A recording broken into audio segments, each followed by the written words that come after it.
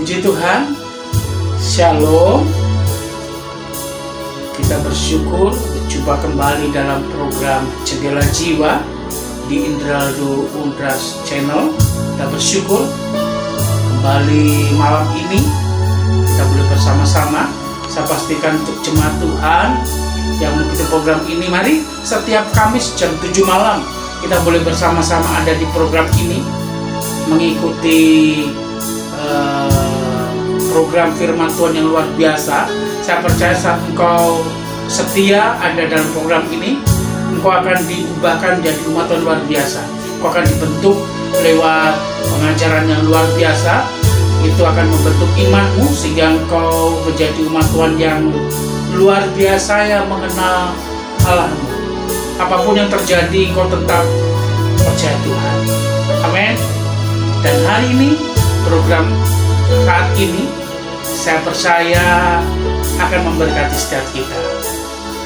Haleluya.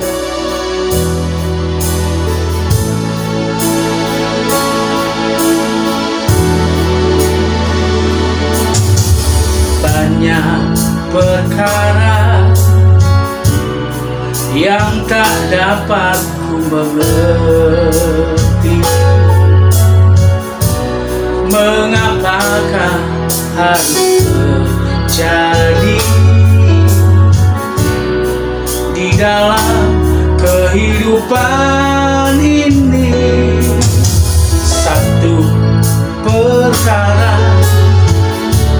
yang ku simpan dalam hati, tiada sesuatu kan terjadi tanpa Allah peduli. Allah mengerti, Allah peduli segala persoalan yang kita hadapi. Tak akan pernah dibiarkannya ku bergumul sendiri, sebab Allah mengerti. Allah mengerti, Allah peduli segala persoalan yang kita hadapi. Tak akan pernah dibiarkannya bergumul sendiri, sebab Allah mengerti. Sebab Allah peduli. Bukannya jalanku, sebab Allah mengerti.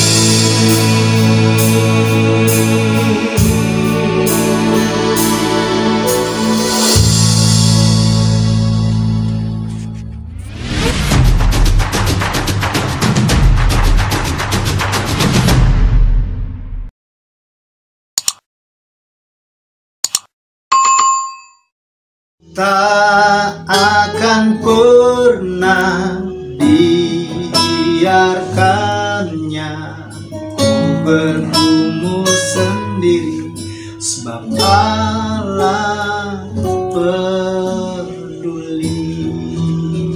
Haleluya. Sebab Allah peduli, tidak pernah Dia biarkan kita seorang diri. Saudara dikasih dalam Tuhan, suatu pujian yang sangat-sangat indah dan pujian yang diberkati, dan saudara kita ikut menyanyikannya dengan hati yang penuh kepada Tuhan, mengingatkan kita bahwa apapun yang sedang kita alami, jangan pernah kita stres, jangan pernah kita depresi, jangan pernah kita merasa sendiri, karena Allah mengerti, Allah peduli segala apa yang kita alami. Oleh karena itu, lewat program kita pada malam hari ini atau pada saat ini, program kita Jendela Jiwa, mari saudara yang dikasih dalam Tuhan, kita berdoa sehingga program ini boleh menjadi berkat buat kita semua. Haleluya. Bapa, di dalam nama Tuhan Yesus Kristus, kiranya lewat program Jendela Jiwa kami diberkati karena kuasa firman-Mu yang memberkati kami, dan lewat firman Tuhan ini kembali kami dikuatkan, kembali kami diingatkan bahwa badai boleh datang, masalah boleh ada, tekanan boleh terjadi, tetapi Tuhan selalu mengerti akan keadaan kami dan Tuhan peduli. Karena itu Tuhan, lewat kuasa firman-Mu, yang lemah dikuatkan, yang sakit disembuhkan, yang beban berat diberi kelegaan, yang putus asa diberi pengharapan yang baru. Dan hamba-Mu yang menyampaikan firman Tuhan ini urapi dengan kuasa Roh Kudus, sehingga setiap kata yang keluar dari mulut di hati hamba berasal dari isi hatinya Tuhan yang tidak pernah kembali dengan sia-sia, mengerjakan sesuatu dan memerdekakan hati kami. Dalam nama Yesus kami percaya, lewat kuasa firman-Mu kami berjumpa dengan Tuhan lewat roh dan kebenaran. Dan orang yang berjumpa dengan Tuhan tidak akan pernah dikecewakannya. Orang yang berjumpa dengan Tuhan dia akan cakap menang untuk segala perkara. Haleluya, haleluya, amin. Puji Tuhan, haleluya, haleluya. Saudara yang dikasih dalam Tuhan, melalui program ini kita diingatkan kembali bahwa hidup tidak boleh menyerah. Hidup harus berjuang karena Tuhan selalu berikan jalan keluar. Nah, hari ini kita akan membahas tentang bagaimana kita mengatasi depresi. Bagaimana kita mengatasi depresi, karena kadangkala stres yang terjadi dalam pekerjaan itu, ketika kita gagal mengolah masalah dalam hidup kita, maka akhirnya kita menjadi depresi. Dan depresi itu akhirnya membuat kita murung, membuat kita berdiam diri, malas keluar, malas melakukan aktivitas, yang akhirnya mengganggu kesehatan kita dan mental kita. Nah, ini akan kita bahas pada hari ini. Tapi sebelum kita bahas lebih jauh, mari kita buka Alkitab kita. Kita buka Alkitab kita yang terambil dari 1 Timotius pasal yang keempat. 1 Timotius pasal yang keempat, ayatnya yang ke-8. 1 Timotius pasal yang keempat, ayat yang ke-8. Ayat ini menjadi ayat kekuatan buat setiap kita untuk bagaimana kita mengatasi depresi yang terjadi dalam kehidupan kita.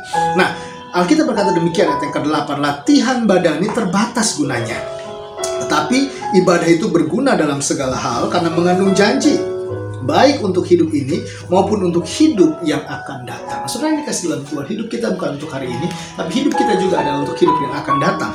Oleh karena itu, saudara yang dikasih dalam Tuhan, jangan kita khawatir karena masalah, jangan kita stres karena masalah, jangan kita depresi karena pergumulan kita, tetapi kita harus tetap berjuang untuk bisa keluar dan mendapatkan jalan keluar dari persoalan pergumulan kita. Oleh karena itu, lewat program ini, Jendela Jiwa, pada saat ini kita akan membahas tentang satu tema ini, yaitu bagaimana cara kita mengatasi depresi. Nah, depresi adalah salah satu gangguan mental yang umum terjadi. Jadi, kalau orang depresi itu dia akan mengalami gangguan secara psikologis, gangguan secara mentalnya, sehingga biasanya orang-orang yang depresi dia akan terpengaruh dari cara dia berpikir, ya kan? Tidak pada umumnya dia berpikir. Orang depresi itu akan berpikir lebih sensitif gitu, akan mudah tersinggung, akan mudah kecewa gitu, dan akhirnya akan berpengaruh dari cara dia berperilaku gitu. Dari periang jadi pemurung, lebih suka berdiam diri di rumah, di kamar, mengurung diri, tidak mau berinteraksi sosial gitu. Bahkan ada juga yang berpengaruh di pola makan gitu. Kalau yang tadi makannya biasa jadi bisa kebanyakan makan, atau sebaliknya jadi kurang nafsu makan dan lain sebagainya. Dan juga depresi bisa mempengaruhi perasaan gitu. Perasaannya jadi mudah mudah luka gitu, saudara yang kasih dalam Tuhan. Orang-orang depresi itu perasaannya tipis gitu. Perasaannya jadi, kalau zaman sekarang bilang mudah baperan gitu, mudah terbawa kepada perasaan-perasaan. Nah, orang-orang yang depresi pada akhirnya akan mempengaruhi kegiatannya sehari-hari. Jadi dia bekerja, dia beraktivitas, itu akan mempengaruhi kegiatannya. Karena itu, apa sih penyebab depresi itu sendiri? Nah, penyebab depresi itu sendiri yang pertama adalah karena faktor genetik. Jadi bisa karena faktor genetik, faktor bawaan. Itu orang-orang yang riwayat hidupnya atau keluarganya mengalami depresi, maka akan cenderung lebih mudah mengalami depresi itu sendiri. Jadi keluarga yang broken home, lalu kemudian dari keluarga-keluarga yang ada masalah, yang di dalam rumah tangganya ada kata-kata yang kasar, lalu ada kekasaran di sana, maka akan lebih cenderung keluarga itu mengalami depresi dibanding keluarga-keluarga yang bahagia dan keluarga-keluarga yang sejahtera. Jadi faktor genetik bisa juga menentukan depresi itu sendiri. Yang kedua adalah faktor stres. Faktor stres itu maksudnya gini, pikirannya dia itu terus gitu berpikir dan terus dilema, akhirnya dia harus ambil keputusan apa nih, ini apa ini apa ini apa ini, dia bingung gitu. Jadi stres itu ada dalam sebuah persimpangan di pikiran itu. Nah, stres akibatnya bisa juga stres akibat kehilangan orang yang dicintai, ya kan, stres akibat perpisahan orang yang dicintai gitu, atau hubungan bersama dengan orang-orang di sekitar jadi bermasalah gitu. Nah, ini mengakibatkan sebuah stres dalam pekerjaan. Mungkin tiba-tiba dia ngerasa nggak ada yang mendukung dia, nggak mensupport dia dibully mungkin, atau dalam pekerjaan tiba-tiba dia ditikung oleh temannya, atau tanda kutip ditusuk dari belakang gitu, atau dikecewakan dan lain sebagainya, sehingga akhirnya dia bermasalah dengan orang-orang yang ada di sekitarnya. Nah, sehingga masalah ini akhirnya memicu dirinya menjadi depresi, tekanan yang begitu berat, tekanan yang begitu kuat, dia tidak sanggup lagi. Nah, sehingga akibat dari depresi ini, sehingga orang itu akan mengalami yang saya bilang tadi, kalau dia tidurnya normal, yang pertama dia bisa tidurnya lebih lama gitu, lebih lama pada biasanya gitu. Atau sebaliknya, kalau misalnya dia biasa tidurnya normal, malah dia kurang jam tidur, atau dia nggak bisa tidur, tergantung dari mana dia membawanya, saudara yang kasih dalam Tuhan. Jadi faktor yang pertama adalah faktor cara dia tidur, terpengaruh dia tidur. Jadi ada hasil penelitian, sebagian orang yang depresi justru tidurnya lebih lama gitu, atau sebagian lagi tidurnya kekurangan jam tidur, saudara yang kasih dalam Tuhan. Nah, kemudian yang kedua, kehilangan nafsu makan dan malas berinteraksi dengan orang lain. Jadi ada orang yang depresi itu jadi malas makan, terus ngomong sama orang juga jadi males gitu. Jadi akhirnya mempengaruhi berat badannya, mempengaruhi kesehatannya. Dari kesehatannya mempengaruhi pola pikirnya gitu. Dari pola pikirnya akhirnya dia mudah marah, jadi egois gitu. Jadi mudah menyalahkan orang, mudah menjatuhkan orang akhirnya gitu. Dan akhirnya jadi sensitif sekali orang ini gitu kan. Dan yang berikutnya menjadi introvert gitu. Jadi suka pemurung gitu, diam diri, nggak mau keluar rumah gitu. Jadi akhirnya depresi ini mengakibatkan dia kehilangan sosialnya, kehilangan di mana dia berinteraksi dengan orang-orang yang ada di sekitarnya. Dan depresi ini bahaya sekali, saudara yang kasih dalam Tuhan. Dan kemudian dia menjadi sedih berkepanjangan gitu loh. Dan yang keempat yaitu sulit berkonsentrasi dan fokus. Akhirnya orang-orang yang depresi susah sekali untuk fokus, susah sekali untuk berkonsentrasi. Nah, oleh karena itu pada intinya adalah depresi adalah kegagalan pola pikir seseorang dalam mengolah masalah menjadi happy ending. Saya ulang sekali lagi. Depresi adalah kegagalan pola pikir seseorang dalam mengolah masalah menjadi happy ending. Akhirnya gini, harusnya masalah yang datang dalam kehidupan kita harus berhasil mengolahnya. Ketika dia gagal mengolahnya, maka itu akan menjadi depresi. Tapi kalau dia berhasil, maka itu akan menjadi sukacita atau happy ending. Nah, kegagalan ini menyebabkan diri kita akhirnya unhappy. Kita jadi pemurung, jadi nggak bahagia gitu, saudara yang kasih dalam Tuhan. Nah, bagi orang percaya, bagi saya dan orang percaya dan saudara, depresi ini salah satu masalah yang serius dalam kerohanian. Sekali lagi, depresi merupakan masalah yang sangat-sangat serius bagi kerohanian. Kenapa? Karena lewat depresi akhirnya orang jadi susah muji Tuhan, susah berdoa, susah datang ke gereja, maunya mengurung di kamar, menyalahkan situasi, bahkan menyalahkan Tuhan. Ini masalah yang serius dan harus segera diatasi. Oleh karena itu, lihat dan ingat ciri baik-baik orang yang mengalami depresi tadi. Nah, pertanyaannya, saudara yang dikasih dalam Tuhan, bagaimana saya bisa mengatasi depresi? Bagaimana kita bisa keluar dari depresi itu? Yang pertama, ayat Alkitab tadi menyebutkan begini, latihan badani terbatas gunanya. Latihan badani atau berolahraga itu memang terbatas, saudara. Tetapi terbatasnya itu membuat diri kita akhirnya apa? Mengatur pola itu dengan baik. Jadi orang yang berolahraga untuk kesehatan jasmaninya, sedangkan orang yang beribadah itu akan mengatur kerohaniannya. Karena kita bilang bahwa orang yang beribadah itu berguna dalam segala hal. Ibadah itu berguna dalam segala hal. Jadi waktu saudara dengar firman seperti ini, waktu saudara ikuti seminar-seminar lewat website gitu ya, Dan atau waktu saudara mendengati program-program YouTube yang hal-hal yang rohani yang membangun, itu membangun rohani saudara, dan akhirnya apa? Berguna buat saudara. Memori-memori yang buruk, tekanan-tekanan masalah yang masuk dalam pikiran saudara diganti dengan firman Allah yang hidup itu sendiri. Karena itu yang pertama. Bagaimana kita bisa mengatasi depresi? Latihan badani dan ibadah.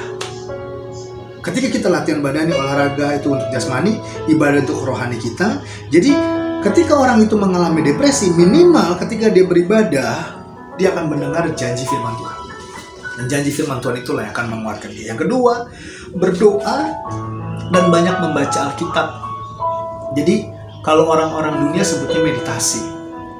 Meditasi itu semacam kayak mengosongkan pikiran, menenangkan pikiran, lalu mengingat tentang hal-hal yang baik, pencipta Tuhan yang menciptakan kita. Nah, saudara ini kasih dalam Tuhan. Kalau kita secara rohani, kita kenal dengan istilah berdoa. Karena berdoa itu kita sedang mengingat kebaikan Tuhan, berkomunikasi sama Tuhan, berserah kepada Tuhan. Di dalam berdoa ada unsur penyerahan, di dalam doa ada unsur bersyukur, di dalam doa ada unsur meminta, di dalam doa juga ada unsur percaya, di dalam doa ada unsur kepada Tuhan bahwa dia yakin Tuhan pasti tahu. Karena kita bilang bahwa Tuhan menjawab doa kita jauh lebih dari kita doakan dan kita pikirkan. Jadi kalau saudara sedang mengalami depresi, tekanan-tekanan karena persoalan-persoalan sudah hadapi, ingat, saya sebagai teman, sebagai sahabat, sebagai hamba Tuhan, kembali mengingatkan saudara, berdoa. Doa itu banyak menyelesaikan banyak perkara. Doa itu banyak menyelesaikan perkara-perkara yang tidak bisa kita kerjakan. Doa itu dapat mengubah hasil. Doa itu bisa melakukan perkara-perkara yang tidak bisa kita lakukan. Doa itu bisa menembus kemustahilan. Bahkan doa itu adalah senjata bagi setiap kita orang-orang yang percaya. Karena itu berdoa, banyak baca Alkitab. Atau selain baca Alkitab, baca juga buku-buku yang membangun saudara. Tapi harus lebih banyak baca Alkitab. Buku-buku yang membangun, buku-buku yang positif, yang membangkitkan motivasi-motivasi diri saudara yang kasih dalam Tuhan. Dan yang berikutnya adalah, yang ketiga adalah bersukacita. Karena depresi itu adalah akan membuat kita murung. Depresi itu akan membuat kita tuh banyak berdiam diri gitu, nggak suka tertawa gitu. Karena itu usahakan ketika kita sedang mengalami tekanan-tekanan masalah dan kemudian jadi depresi, gitu usahakan kita bergaul gitu, terus menonton hal-hal yang lucu gitu kan, mendengar hal-hal yang lucu, yang positif gitu, untuk mendatangkan apa? Mendatangkan sukacita. Karena Alkitab saya bilang bahwa hati yang gembira adalah obat yang manjur. Jadi kalau engkau bersukacita, maka di dalam tubuhmu akan mengeluarkan sebuah zat yang mendatangkan kesembuhan, dan itu menjadi obat buat kita sendiri. Hati yang gembira adalah obat yang manjur. Jadi kalau hari ini rumah tanggamu, keluargamu, pekerjaanmu, karirmu sedang dalam goncangan yang kuat dan kau depresi, izinkan saya katakan kalimat ini, yuk kita bersukacita. Benar kali gimana saya mau bersukacita, orang saya ada masalah. Sukacita itu diciptakan, dikreasikan, di-create gitu. Sukacita itu tidak datang sendiri, tapi sukacita itu bukan hanya sekedar pilihan, tapi kita ciptakan sukacita itu. Bagaimana kita menerima, bagaimana kita mau bersyukur, itu semua akan mendatangkan sukacita buat diri kita sendiri. Dan yang keempat, yang terakhir saudara, yang keempat adalah bagaimana kita mengatasi depresi, yaitu bergaul dengan dunia luar yang positif. Karena depresi membuat kita malas keluar rumah. Depresi hanya membuat kita mengurung diri. Oleh karena itu mari, kau yang saat itu sedang mengalami tekanan, malas, mengurung diri, bahkan membunuh diri, izinkan saya bilang, bunuh diri itu jalan tercepat menuju neraka. Karena itu jangan bunuh diri lah. Karena harga kita, nyawa kita itu Tuhan yang punya. Ada orang yang cuma bunuh diri nggak bisa kok kalau Tuhan belum panggil. Ada orang yang berdoa minta panjang umur deh, kalau memang Tuhan yang waktunya ambil, ya ambil, selesai lah, ya kan? Tapi izinkan saya bilang kalimat ini, bergaulah dengan dunia luar supaya engkau tidak depresi. Bergaul dengan dunia luar itu maksudnya bergaul dengan dunia luar yang positif, saudara.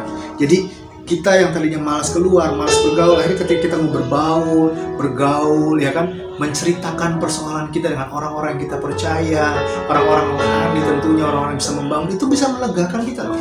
Konseling dengan psikiater, dengan psikolog, itu bisa membangun keyakinan diri dan akan memotivasi diri kita sendiri.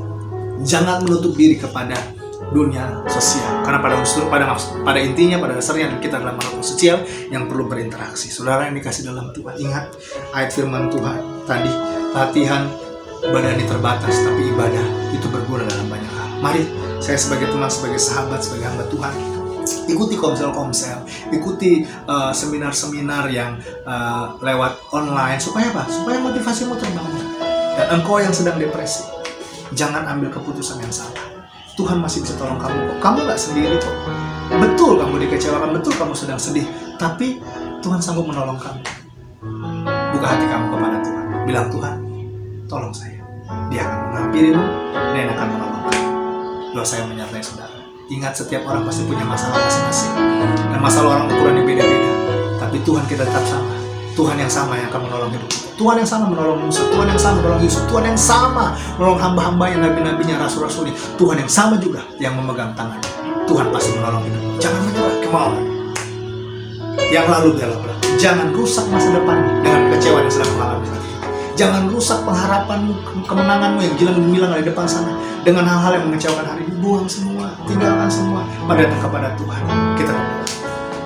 Bapa, dalam nama Tuhan Yesus Kristus, hamba berdoa dan mengucap berkat dalam nama Bapa, Anak, dan Roh Kudus, dalam nama Tuhan Yesus Kristus. Mereka yang sedang depresi hari-hari ini, Tuhan, angkat beban mereka, angkat tekanan hidup mereka. Oh Tuhan, jamah sehingga akhirnya mereka kuat kembali. Mereka akhirnya berseru, percaya bahwa Tuhan menolong mereka. Tangan yang saat ini taruh di dada. Mari Tuhan, ubah hati mereka, hati yang kecewa, hati yang pedih, hati yang sakit. Dalam nama Yesus, Tuhan, ganti dengan sukacita Tuhan. Pikiran-pikiran yang membebani oleh masalah-masalah, Tuhan cabut, Tuhan angkat dalam nama Yesus. Tuhan ganti dengan pikiran-pikiran kebenarannya. Tuhan sediakan jalan keluar tepat pada waktunya. Dan mereka yang saat ini mau bunuh diri, Tuhan ampuni. Cabut perkataannya itu supaya ini tidak memanfaatkan. Tapi hari ini mereka berkata, Tuhan, saya mau melayani Tuhan. Saya mau melayani Tuhan. Dalam nama Yesus kami berdoa. Haleluya, haleluya, haleluya. Dengan baik. Depresi adalah penyakit rohani yang sangat serius. Segera atasi dengan cara: 1. Latihan badani dan ibadah. Yang kedua, berdoa. Dan yang ketiga, bersukacita. Yang keempat, bersosial atau bergaul dengan dunia luar yang positif. Curhatlah sama teman orang yang kau percayakan. Curhatlah, baca bukulah, baca Alkitab dengan hal-hal yang membangun. Akhirnya kau kuat. Saya jadi ingat pujian ini. Pujian ini bilang begini: Yesus pegang erat tanganku, ku tak dapat hidup di luar kasih-Mu. Bapa, jangan tinggalkan aku. Engkau alasan selama ku hidup. Ada alasan kenapa kita harus tetap hidup. Ada alasan kenapa kita harus tetap bertahan dalam pergumulan masalah kita. Karena Dia, Yesus, yang memegang tangan kita, yang tidak membiarkan kita sendiri, yang membuka jalan saat tiada jalan, dan yang memberikan jalan keluar tepat pada waktunya. Tuhan Yesus pasti menolong kamu. Selamat menikmati persoalan hidupmu, selamat bergumul, Tuhan pasti beserta. Dan jangan lupa terus saksikan program Jendela Jiwa di Indraldo Unras Channel setiap Kamis jam 7 malam. Saya bersama dengan rekan saya, Saudara Eko Jeremia, memberkati oleh anugerah Tuhan. Kita diberkati dan menjadi berkat bagi banyak orang. Tuhan Yesus memberkati. Yesus pegang erat tanganku, tak dapat hidup di luar kasih-Mu. Bapa, jangan tinggalkan aku. Engkau alasan selama ku hidup. Amin.